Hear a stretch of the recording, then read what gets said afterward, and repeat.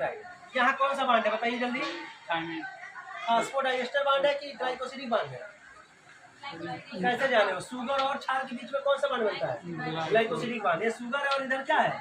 Base है, phosphate. यहाँ कौन सा बांड होगा? फास्फोडाइएस्टर। ये है शुगर, ये है फास्फेट। तो एक शुगर, दो शुगर के बीच में पूछा जा सकता है, दो शुगर के बीच में कनेक्शन लाने का काम कौन करता है? फास्फेट। कौन करता है? फास्फेट। इसको शार्ट में ऐसे दिखाते हैं, पी, फिर इधर जुड़ जाएगा पी, फिर इधर जुड़ जाएगा यस, फिर पी, फिर यस, फिर पी, फिर यस। मतलब कहानी यह है कि यस का चित्र ऐसा है, एक अभी चित्र है, लेकिन यहाँ दिखाएंगे तो जटिल होगा कि आसान होगा? बहुत जटिल हो जाएगा। तो इसीलिए मैंने एक न्यूक्लियोटाइड बना के आपको दिखा दिया था। अब मैं दूसरा न्यूक्लियोटाइड बनाया, तीसरा बनाया, और आप देख रहे हैं कि दूसरा न्यूक्लियोटाइड पहले वाले न्यूक्लियोटाइड के 3 नंबर कार्बन से जुड़ रहा है, फिर तीसरा वाला न्यूक्लियोटाइड दूसरे वाले न्यूक्लियोटाइड के 3 नंबर कार्बन से जुड़ रहा है, 3 जुड़ रहा है 5 से, 5 जुड़ रहा है 3 से, ऐसे कनेक्शन चल रहा है। इसीलिए डीएनए को बोलते हैं, डीएनए का श्रृंखला निर्माण क्या? 5 to 3' 5 to 3' की कहानी समझ में आया?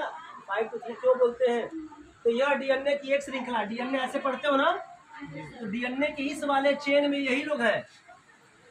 ये जो यहाँ डीएनए दिखता है उसमें बेसिकली ये जो धागा दिखाया जा रहा है उसमें होते ये लोग हैं। समझ में मेरी बात आ रही है? जैसे मैंने कहा था कि जमीन का नक्शा दिखाना, क्या करते हैं? कहते हैं इस तरह से क्या है? घर है। लेकिन बच्चों ये तो एक लाइन है ना, जब इस लाइन को जानने का प्रयास करिएगा तो आप पता करेंगे इसमें ईंट लगा है। उसी तरह से ये जो डीएनए की इस तरह की श्रृंखलाएं होती है, तो बेसिकली इसमें होता कैसे लिखा जाता है? 5 to 3, और इसको लिखा जाता है 3 to 5, एंटी पैरेलल, एकदम इसका प्रति समांतर, उल्टा। तो इधर वाला समझा दिए ना?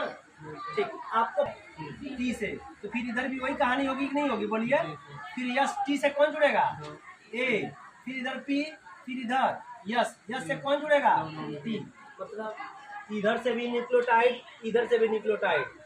क्लियर है? तो इस तरह से डीएनए किससे बना है? न्यूक्लियोटाइड से बना है। कैसे बना है?